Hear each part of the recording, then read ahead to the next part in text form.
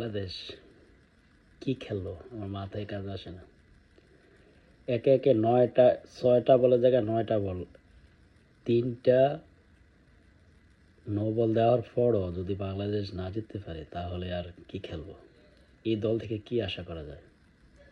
এমন একটা ম্যাচ পুরা সুপার ওভারে বাংলাদেশের ইতিহাসের এই প্রথম, ওয়ানডের ইতিহাসে এই প্রথম বাংলাদেশ সুপার ওভারে খেলাটা গড়েছে, কিন্তু 3টা নো বল দেওয়ার পরে 6টা বলের জায়গায় 9টা বল করা হয়েছে, তারপরও বাংলাদেশ এই রানটা নিতে পারে না, 10 রান।